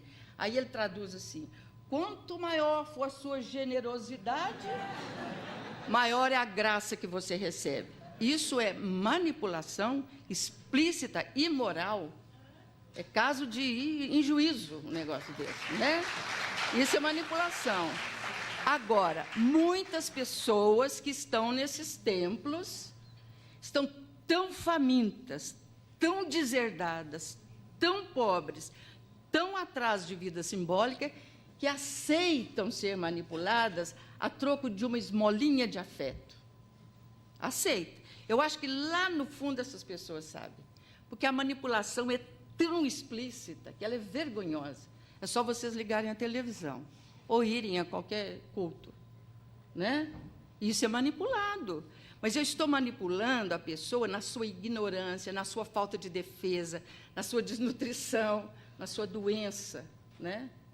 Então, Na sua extrema necessidade. na sua necessidade extrema. Eu ouvi agora, eu tenho acompanhado isso, porque me interessa, né? A gente está cristão, está nessa área, a gente está querendo, isso que você falou, poetizar o mundo, né? De alguma forma. A pessoa paupérrima, você olha, sabe que é uma pessoa favelada. Chegou lá, fala com o pastor, assim, para todo o Brasil ver. E não estou falando dos pastores, mas há também emissoras católicas fazendo coisas parecidas. Nós estamos esvaziados, né? Ela falou, eu tinha R$120 na minha caderneta de poupança. Isso para demonstrar o milagre. E eu fiquei com R$20 e trouxe 100 aqui para ser coluna da fé aqui nessa igreja. E aconteceu isso e aquilo comigo. E todo mundo bate palma. Quer dizer, isso é a miséria da pobreza, a pobreza da miséria, é o fim da picada, é o fim do mundo, né? Nada é oferecido a essas pessoas, nem a palavra. A palavra é manipulada ideologicamente em função de resultados tão explícitos que dá vontade de você ir e pedir licença e falar alguma coisa com as pessoas. Eu não sei, cada um na sua situação pode fazer alguma coisa, né? Mas isso é manipulação. Agora, a pessoa extremamente necessitada se deixa manipular. É igual a mulher que vai ao médico, essa também é conhecida, né, da minha cidade, né? E aí o médico, ela chegava lá e falava, mas você de novo, fulana, né? Eu falava, mas por que a senhora vai tanto ao médico? Ela falou assim, mas ele é muito atencioso e, além de tudo, é bonito. Né? Ela estava procurando atenção. As pessoas vão ao médico buscando atenção. Tal é a pobreza nossa. Né? Ela tem marido, tem filhos, tem vizinho, mas ela quer ser ouvida, pelo menos através do seu fígado, do seu rim, que não sei o quê. Eu conheci esse caso, o médico falou, mas você de novo? Porque era a mesma historinha de sempre, mas ele ouvia com atenção. E ainda por cima era bonito. O que aumenta, né, a vida simbólica de nós todos. Né? É uma coisa boa ser bonito, né? Eu acho que a manipulação acontece mesmo. A outra pergunta é: você disse que se é retirada a cultura de um povo, este povo perde o sentido até chegar à barbárie. Qual o valor, então, da colonização, se, de um lado, jesuítas apaixonados pela verdade que encontraram desejam anunciá-la, e, se, por outro lado, os índios são destruídos de uma cultura que lhes confere sentido? Enfim, como é possível evangelizar? Olha, é claro que esses erros históricos da igreja, principalmente da Igreja Católica, estão sendo, né, pouco a pouco, todos resolvidos e admitidos, vindo à tona. A evangelização daquele jeito, é evidente que foi um erro, né? Porque eu queria, por exemplo, uma das coisas que era importante para os missionários era escrever para os seus provinciais, para os seus superiores e para el rei, falando, batizamos tantos índios esse ano, né? Então, era uma febre missionária absolutamente equivocada. Porque o que é catequizar uma pessoa? Não é convertê-la à minha fé, é torná-la mais humana, mais ela mesma. Pode ser até através da minha fé. Mas eu tenho que primeiro considerar o que essa pessoa é em si mesma, as culturas indígenas, a sua língua, seus usos, seus costumes.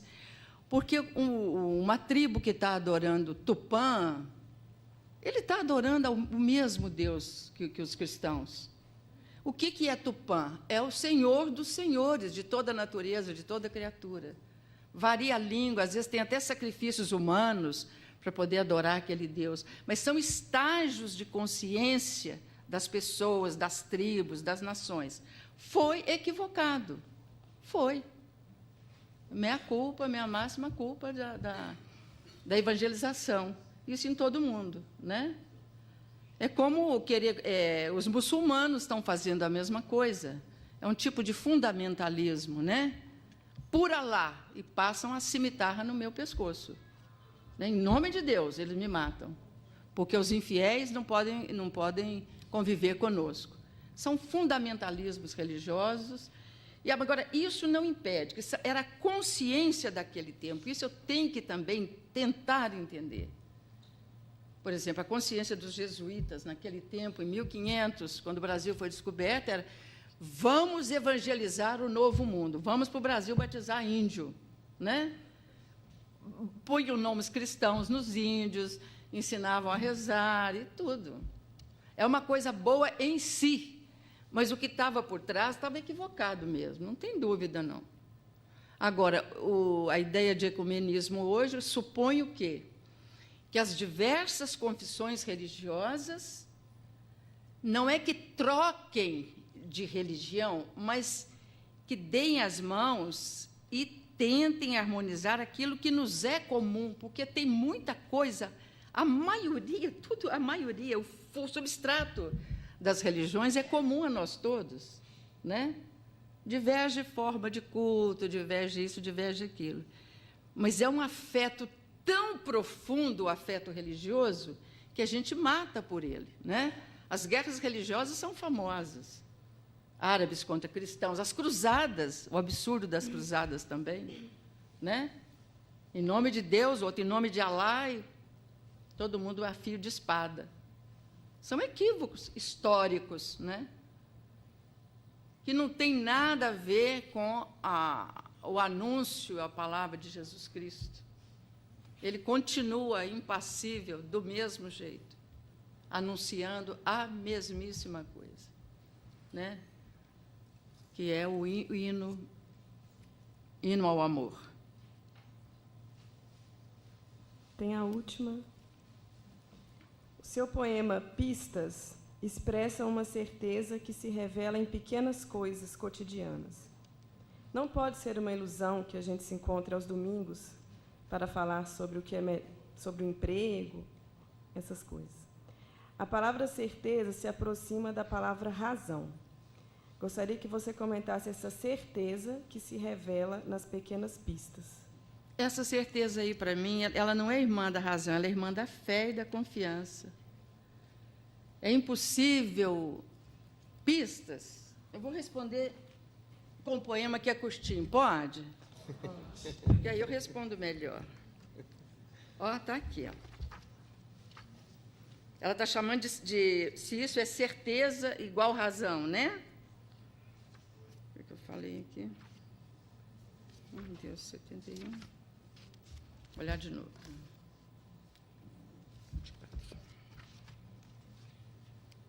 O livro tem de tudo, menos página certa aqui. Ó. Não pistas, é o poema que ela está citando, que ela está dizendo, isso é uma certeza da razão, não pode ser uma ilusão fantástica, o que nos faz, domingo após domingo, visitar os parentes, insistir que assim é melhor, que, de fato, um bom emprego é meio caminho andado. Não pode ser verdade que tanto afã escave na insolvência. Há voos maravilhosos de ave, aviões tão belos repousando nos campos, e o que é piedoso no morto, não seu sexo murcho, mas suas mãos empenhadas sobre o peito. Eu acho que essas pequenas coisas da vida cotidiana, reunir aos domingos, almoçar junto, ver avião pousando, tudo isso convoca a gente a uma... Isso é muito vital, e mesmo morto. O morto faz assim, né? Ele é costume, né? Não tem nenhum morto assim, né? Esses mortos que a gente vela, né? Esses que a gente vela. Todos têm piedosamente as mãos cruzadas sobre o peito. É uma atitude, isso aqui é significativo, é simbólico, é uma crença, é uma fé. Quem cruza as mãos do morto, quem vela seus olhos, está crendo em alguma coisa.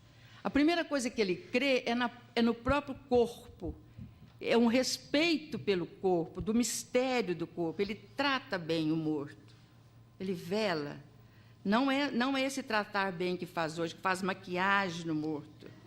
Isso é o horror dos horrores, porque exatamente nesse esvaziamento do simbólico nós estamos partindo para esses horrores. O cadáver não pode ser cadáver mais. Cadáver tem que ter cor de cadáver, cheiro de cadáver, roxidão de cadáver. Este é o real da cadavericidade, né? E nós sabemos hoje, eu já vi isso acontecer na minha cidade, do morto ser maquiado. É um esforço de negar que a pessoa morreu. E é negar de maneira miserável, né? Então, isso aqui se chama pistas exatamente por isso. Para mim, isso é significativo, que algo existe atrás dessas coisas todas. Por que a gente faz esse empenho em visitar os parentes, cruzar os braços do morto, né?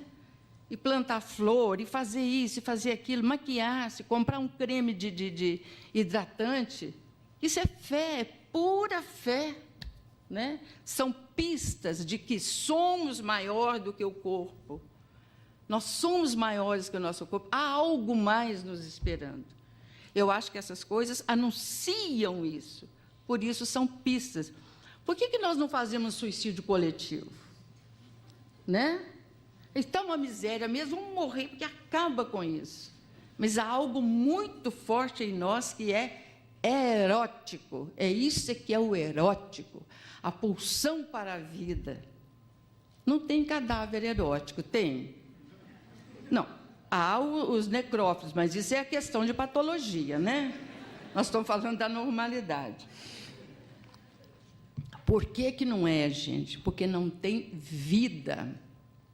Erótico é aquilo que está vivo, que está pulsando, que está registrando um mistério que nos faz felizes. Estar vivo é muito bom. Então, quando a gente perde essa pulsão, a gente está muito mal. Realmente está precisando de socorro. Então, essas pistas todas, o fato de estarmos aqui agora, no sábado, discutindo isso, é uma pista de um tamanho. Por alguma razão viemos aqui, né? Acreditamos nisso, acreditamos que é possível falar de um pensamento, uma convicção, e as pessoas ouvirem, concordarem ou não. O que significou sairmos de casa e virmos aqui? Eu acho uma grande pista. Eu acho que é uma confiança interna, um desejo interno de que tem alguma coisa por aí que nós não sabemos, e que delícia, né? É uma coisa assim. Eu acho é um que delícia, sabe? Que delícia, que bom, que bom, que bom que existimos, que bom que estamos mergulhados nesse mistério. E depois da vida ainda tem mais vida, né? Essa é a nossa fé. Eu acho que é isso que move o mundo, consciente ou inconscientemente. Até o suicida está morrendo por causa, ele quer mais vida, por causa da vida. Não é por causa da morte que ele se suicida, é por causa da vida, né? A vida está ruim, eu quero vida boa, né? Porque acho que um dos horrores das questões filosóficas é o nada, né? Nada. E depois da gente estar aqui vendo coisas, tem hora que a gente pensa que está sonhando, né? Eu acho que é sonho mesmo, né? Calderón de la Barca falou já, ele tem uma peça de teatro falando a vida é sonho. É sonho, parece sonho mesmo. Tem uma coisa bonita, eu acho que na física, outra vez, eu não tenho certeza, não, falando, e que indo de novo ao mito de Platão, o mito da caverna. Né? Na caverna, sol lá fora, e os que estavam na caverna vendo a silhueta das pessoas passando. Então, esse físico dizendo que é muito possível, uma coisa parecida com isso, não vejam literalmente, não, que é muito possível que a realidade seja sombra, sabe? Que nós estejamos realmente sonhando. Isso é bom também, né? Dar um descanso assim na gente. Então, Obrigada. de nada. Pedir novamente para o professor Fábio Viana apresentar as perguntas que são dirigidas a vocês duas, que emergiram do público agora. Primeiro, como fazer para ter uma experiência mística? Hein? Como fazer para ter uma experiência mística? Mística? Nossa, uai, não sei. Que vontade de ter uma experiência mística, oh meu Deus. Eu acho que Experiência mística é um esquecimento de si, né? É um esquecimento de si. Eu já estou respondendo, né? A primeira, né? Tem uma escultura de Bernini, que é Santa Teresa em êxtase, maravilhosa. Santa Teresa está reproduzida no mármore, onde ela está tombada, como se estivesse tendo um desmaio, a boca aberta e todo o corpo largado, assim. E ela fala nos diários dela, nos livros dela, que ela fala o seguinte, que a cada experiência, ela foi obrigada, parece, a escrever as experiências dela, ela fala, mais um segundo e eu morreria. Tal a intensidade da experiência unitiva com a divindade. Né? Então, e os místicos, depois que descem dessa experiência, eles começam a falar em paradoxos. E é sempre, absolutamente sempre, em linguagem poética. Toda a linguagem da mística é poética, porque é a única linguagem capaz de levantar um pouco essa neblina dessa experiência e desse mistério. É a linguagem religiosa, né? Toda a linguagem religiosa é poética, e toda a linguagem poética é necessariamente religiosa. O poema pode falar de qualquer coisa, de tempestade, de vassoura, de rosa. Se o poema é verdadeiro, você pode rezá-lo como um salmo, e vice-versa. O salmo também é poesia, a mesma coisa. Porque está falando de experiência que só cabe naquela linguagem. Eu queria só dizer uma coisa baseada naquilo que a gente falava antes da experiência positivista, da teoria mecanicista que está em voga nesses últimos séculos. Eu acho que nós fomos treinados a raciocinar, a analisar, no sentido de esforço intelectual. E isso prejudica muito a experiência mística.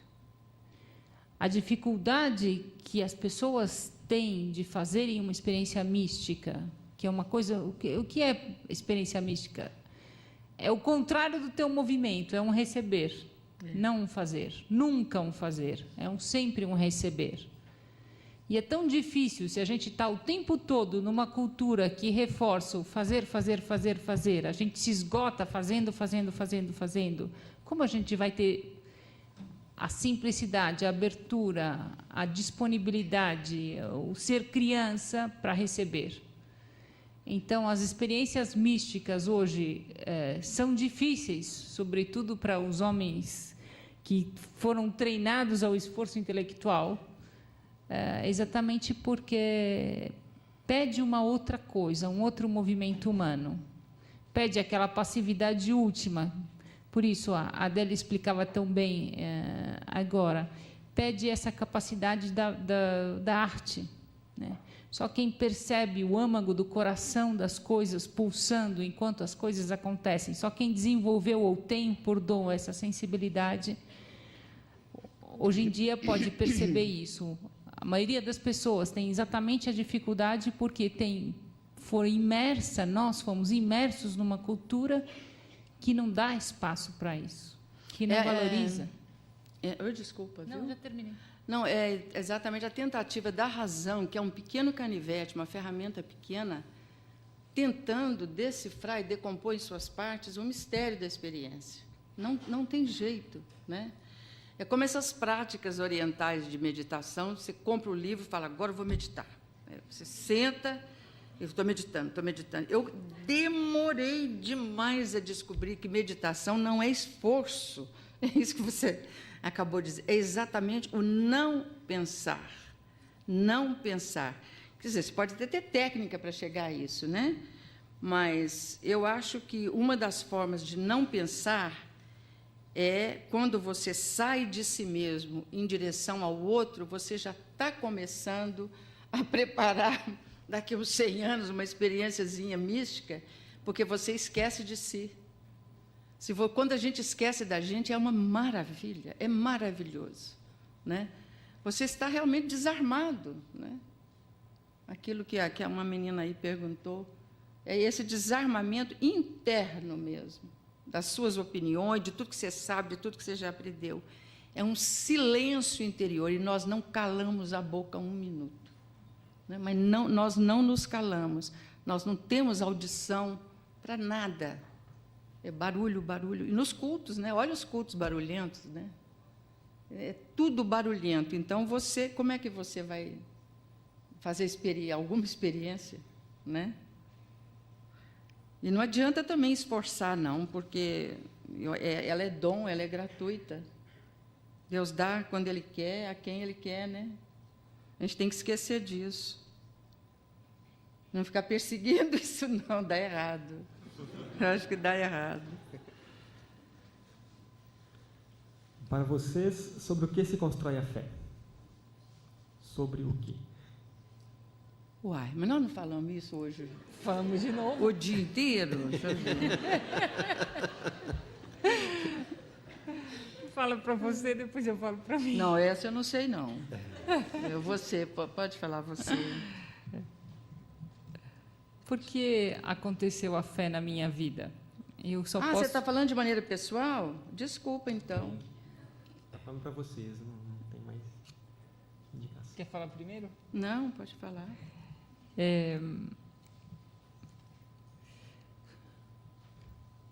Aconteceu na minha vida de ter encontrado uma realidade excepcional, maravilhosa,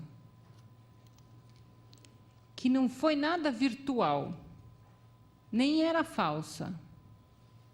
E como eu sei que não era falsa? Porque eu vi os frutos. Eu via que certas pessoas, certos mestres, certos pais e mães que a gente tem na vida, por graça, claro que isso é uma providência, como se fala, providência divina. Uns encontraram, outros não encontraram. Eu não sei explicar esse mistério. Na minha vida aconteceu isso, e aconteceu cedo, de ter encontrado algumas pessoas que viviam uma experiência maravilhosa.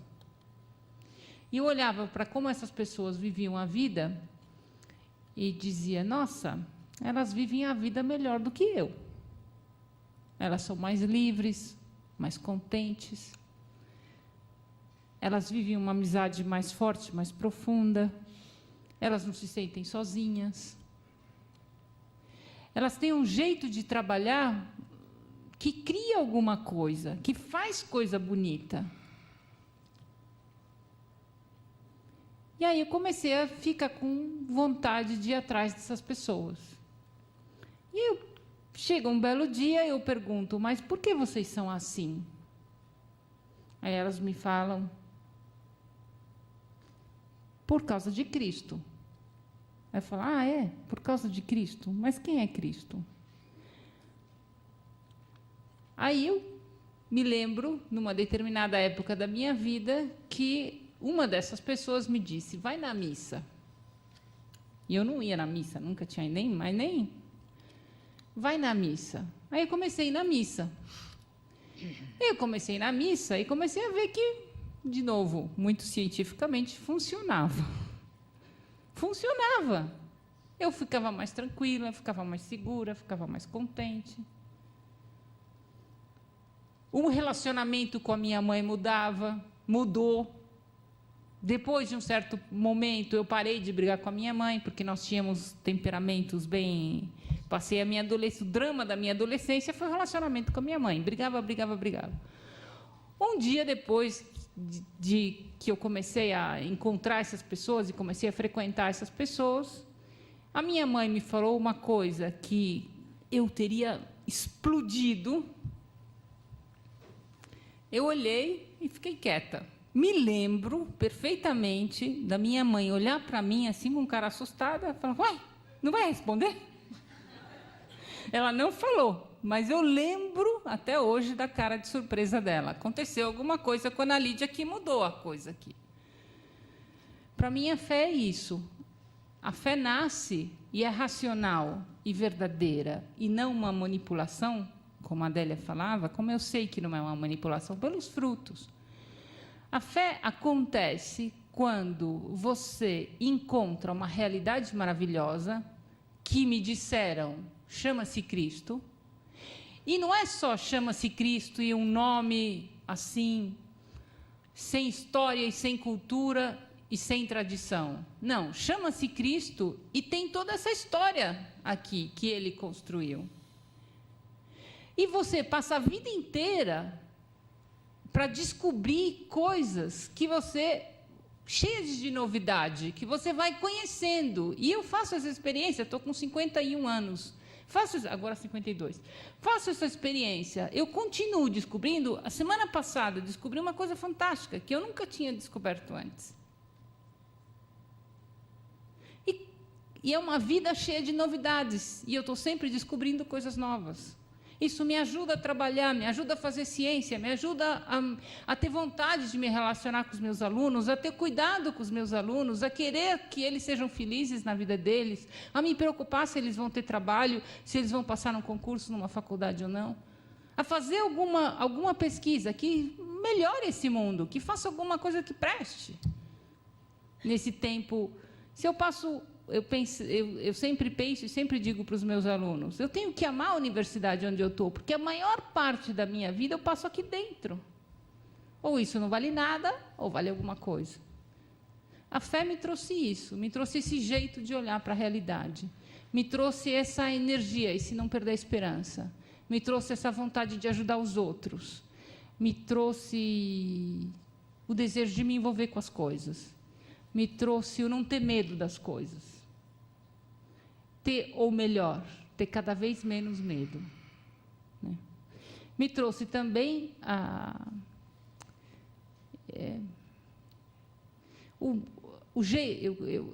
eu não ia contar, mas eu conto. Tive uma experiência, pouco tempo atrás, de uma tragédia na família de um aluno meu, cujo pai matou a mãe. E eu tive que me envolver nessa história pessoalmente, diretamente mesmo, para ajudar essa minha aluna. E ela me dizia, mas como você é assim? Ou um aluno meu, que aconteceu uma injustiça no trabalho, e um aluno meu disse, mas, professora, a senhora é sempre contente? Como é que a senhora é sempre contente? Eu falei, olha, eu posso te dizer que eu rezo e acredito em Cristo. Não tenho outra resposta. E quando eu me aproximo dele e peço ajuda, como volta na história de Nossa Senhora Aparecida, para mim foi assim, como eu descobri Nossa Senhora Aparecida? Talvez tantos de nós fizeram essa experiência. É uma experiência, a fé é uma experiência. Ué, reza para ela e vê o que acontece. Para mim, a fé é isso.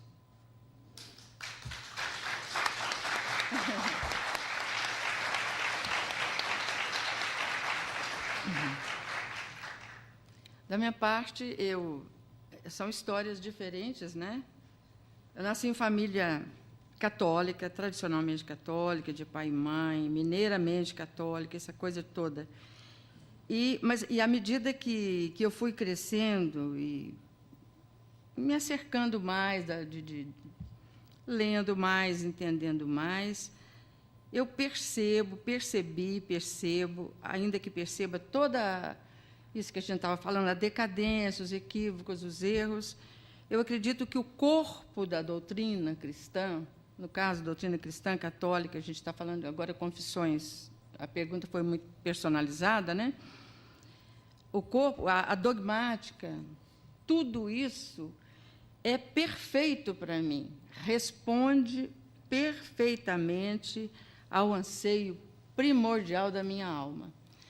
A questão, por exemplo, da ressurreição, da vida eterna, e a questão assim absurdamente comovente, inacreditável, da encarnação de Deus na pessoa de Jesus Cristo.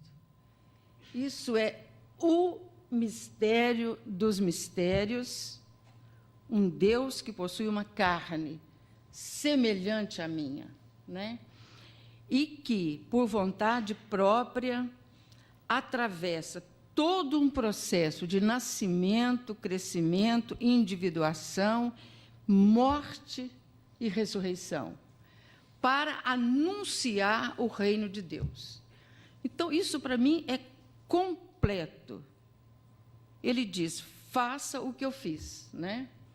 E, quando diz, faça o que eu fiz, inclui toda essa cruz, paixão e cruz, que significa, analiticamente falando, a morte do ego, né? Para você fazer essa trajetória para a qual somos convidados e que a gente peleja para dar ao menos um primeiro passo, significa isso.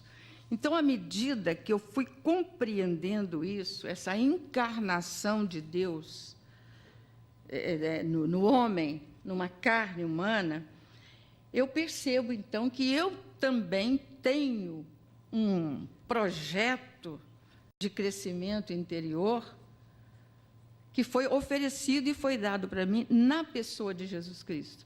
Então, para mim, realmente, o centro da revelação é a pessoa de Cristo.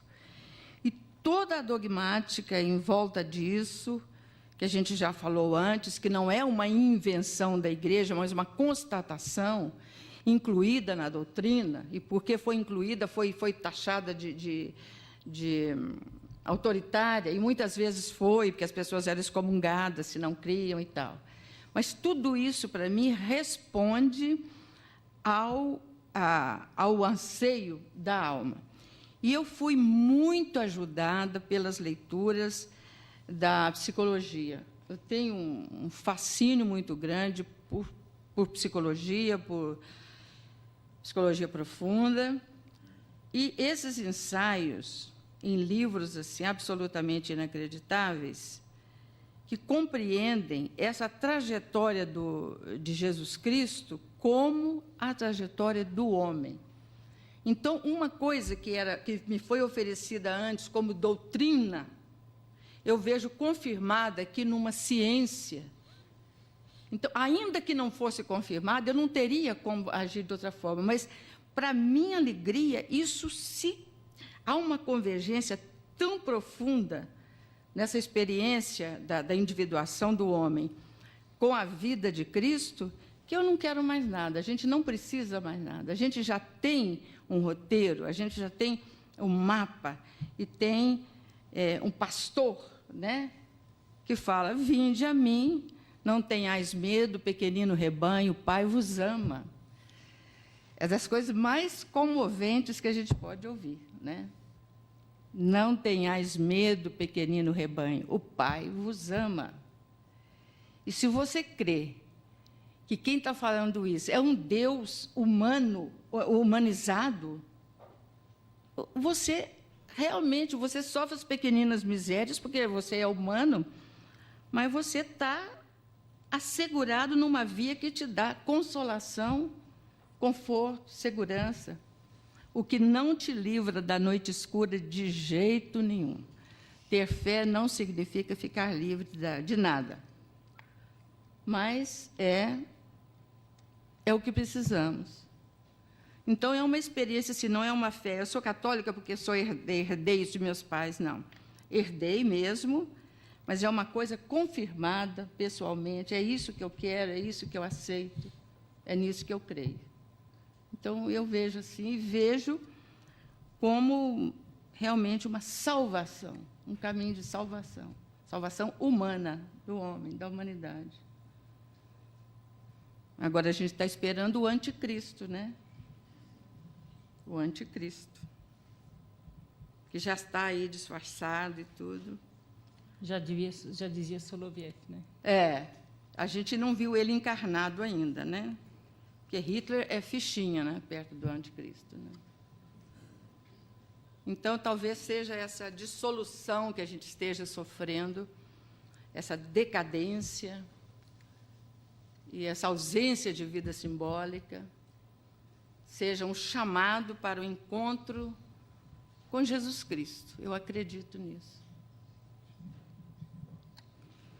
Eu queria dizer para vocês, terminar dizendo, não sei se tem mais perguntas.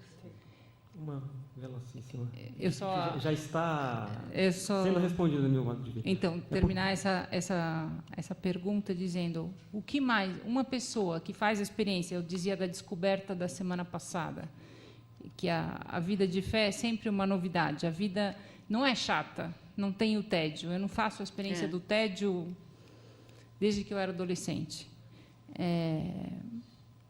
Descoberta do Salmo 130, como eu falei para vocês da semana passada, da experiência de uma criança desmamada no regaço da sua mãe. O que mais eu posso desejar para vocês que estão aqui, senão que vocês possam fazer a experiência que eu fiz do que significa ser uma criança desmamada nos braços da mãe? Aí, como eu diria como a Adélia, eu não quero mais nada, e eu já tenho tudo, e eu quero mais disso mesmo. É mais disso, né? Porque a gente está no começo de uma caminhada, a gente encontra isso, mas isso é infinitamente desdobrável, né? É infinitamente desdobrável.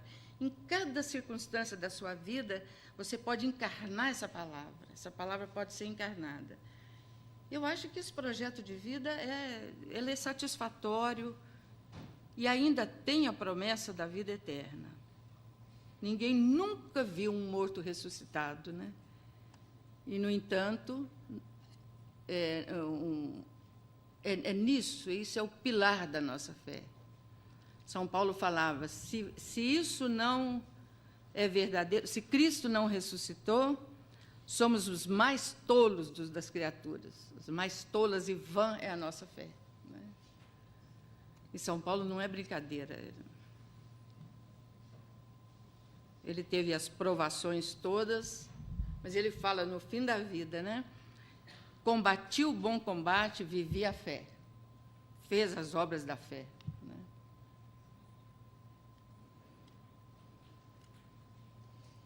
A última já está mais ou menos respondida. Por que vocês há tanto tempo trabalhando não param? Porque é fascinante demais. Não sei. É fascinante demais. É tão correspondente. Não sei o que dizer. Eu acho que eu diria de novo aquilo que eu disse. Faz desde a minha adolescência que eu não experimento o tédio. Tristeza é melhor que tédio, não é? Tristeza. A pessoa está triste, é um negócio de verdade. Mas tédio, enjoo do mundo. Não. Igual criança que fala, já brinquei de tudo, o que eu faço agora? A criança tem muito tédio, né? Ela quer estar sempre em movimento e brincando, fazendo qualquer coisa. Mas, na vida adulta, o que tem para ser descoberto e vivido, meu Deus, não tem lugar, realmente você tem razão, não tem lugar para tédio, não. Não tem lugar.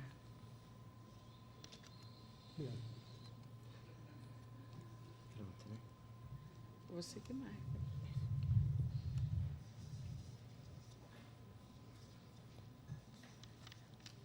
Precisava muito agradecer a Jussiane que provocou esse tema para nós, né?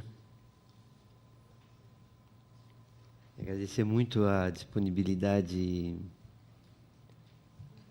de Ana Lídia, de Adélia, não só de terem preparado tudo isso, mas a disponibilidade de estarem aqui de maneira tão inteira, tão verdadeira, com uma provocação para nós tão real, né? A gente tinha começado esse encontro falando da urgência para a nossa vida universitária de pensar o conhecimento como uma adesão à verdade, que significa, ao mesmo tempo, construção da vida social, né? Acho que esse dia, essa tarde, foi essa grande provocação, foi essa pista, foi essa dica enorme, como a gente acabou de ouvir agora, de uma disposição real e verdadeira da nossa alma, que significa também tornar a universidade mais universidade. Acho que a gente fez isso hoje. Que a gente cuide disso como uma disposição real nossa, pessoal, diante das provocações que a gente recebeu, é a possibilidade de algo mais profundo para cada um de nós e para o que possa vir a ser a nossa universidade. Queria agradecer muito a presença de vocês. Até a próxima. Tchau.